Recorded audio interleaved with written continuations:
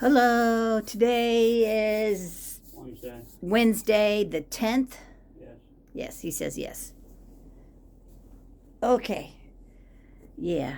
I was up late and then I woke up late, and even though I woke up, I was not awake because I made coffee, and before I even got it made, I fell back asleep. It got cold. I just had a really slow start. I just ate breakfast at 4 o'clock. It's almost 5 o'clock. Yeah, I had a bowl of multi-meal. And before that, I had some toast, which is a lot of carbs. And they'll probably be beeping at me. Well, I'm talking to my phone. I was looking around from off my phone. It's right here in front of me. So my sensor might beep at me because of the carbs. So I'm expecting that. It'll probably interrupt. Beep, beep, beep, beep. Because of the carbs. But, yeah, daily in the Word. I haven't done it yet today. Yesterday was El Elyon.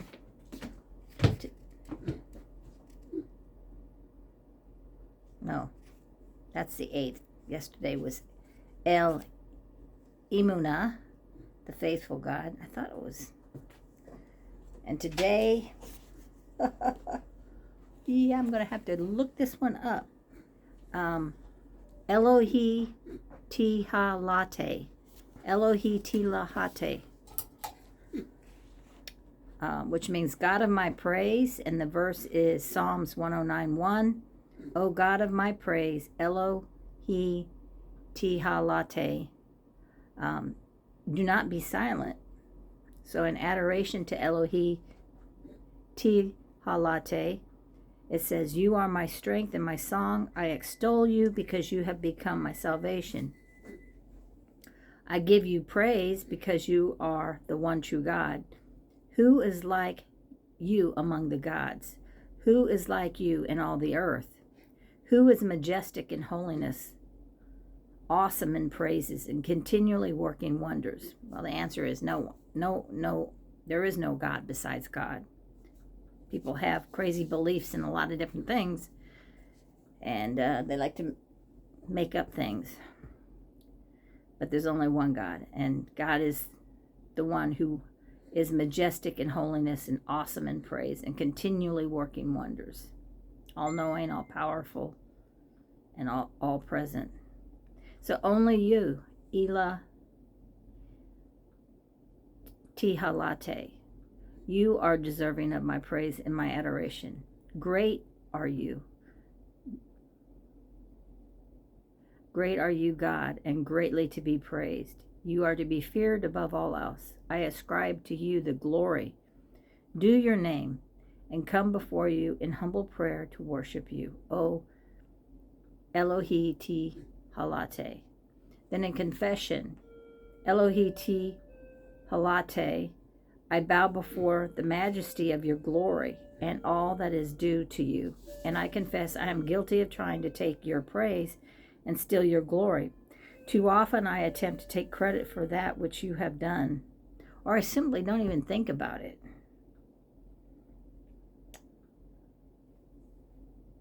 I fail to remember that you are the one who shows favor, opens doors, and gives me opportunities I experience in my life.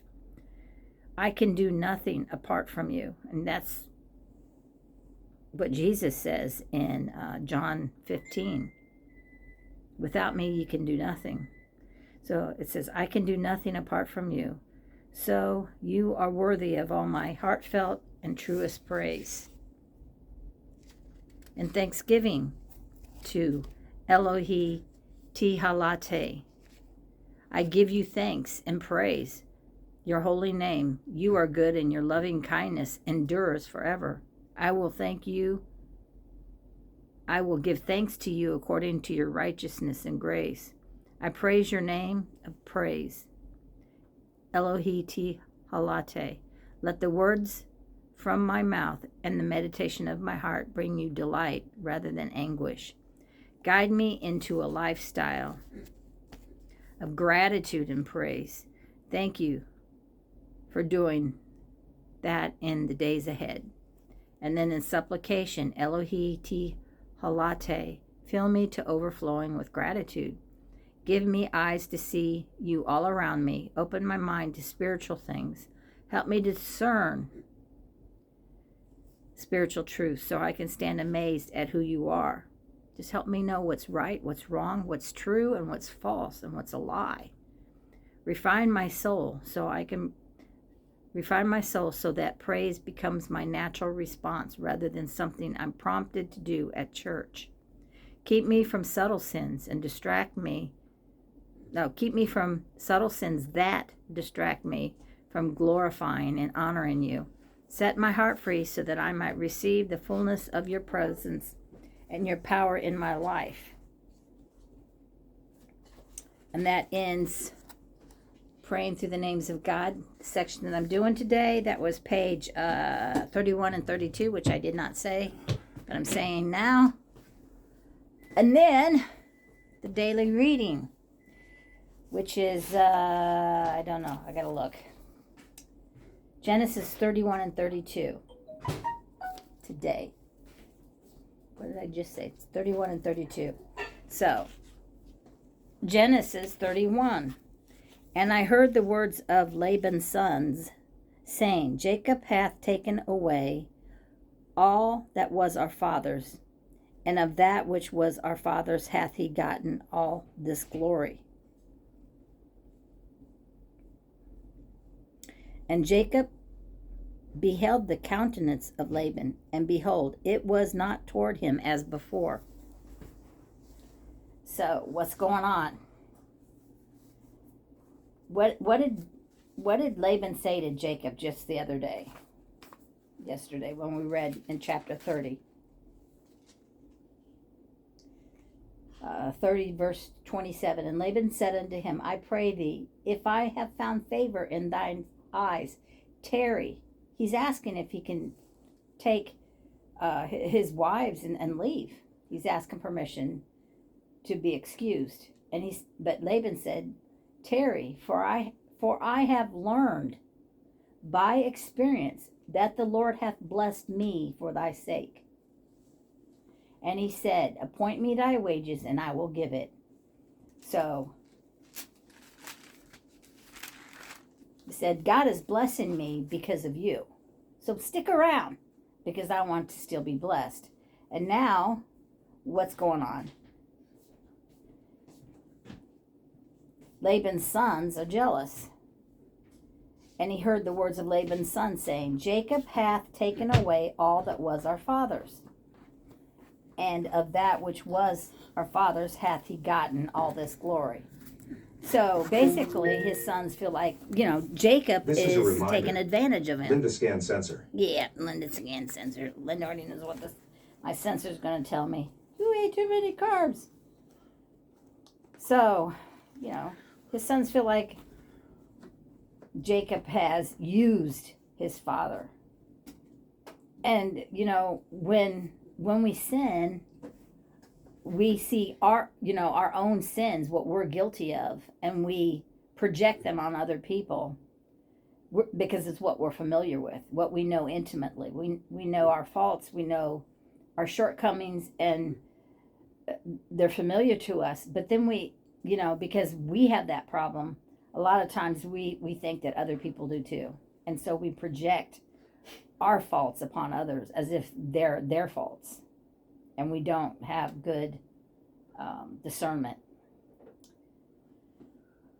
So in verse 2, and Jacob beheld the countenance of Laban, and behold, it was not toward him as before. So it was unfavorable. Verse 3, and the Lord said unto Jacob, return unto the land of thy fathers and to thy kindred, and I will be with thee. So even though Laban might not be giving him his leave, God has now commanded him to leave. And, who better to obey than God? And when men tell you to do something against what God has told you, then it's time to even disobey men, even if it's your father, even if it's the most powerful government person over you. When those in authority tell you to disobey what God is telling you to do, they're wrong. And you're right in disobeying them. Otherwise, you obey. those in authority over you till they tell you to disobey God. Verse 4, and Jacob sent and called Rachel and Leah to the field unto his flock. And he said unto them, I see your father's countenance, that it is not toward me as before, but the God of my father hath been with me. And ye know that with all my power I have served your father. So I've been loyal. And these things that they're accusing me of, taking advantage of them, is just absolutely not true. And in fact, the opposite is true. Laban and his sons are taking advantage of Jacob and exploiting him. He worked 7 years for a wife, and they deceived him. They had Laban had no intentions of giving him Rachel. And at the end of 7 years, he give him Leah instead. So, and then he turned around and said, now you got to work another 7 years, because this is our custom. But he didn't tell them at the onset of their agreement. So here's the verse about what Laban's done and what he's guilty of and how he has taken advantage of Jacob. Here it is in verse 7. And your father hath deceived me and changed my wages 10 times, but God suffered him not to hurt me. Remember what the blessing that God gave to Jacob when he saw the ladder and the angels ascending and descending? He said, I will bless them that bless thee, and I will curse them that curse thee.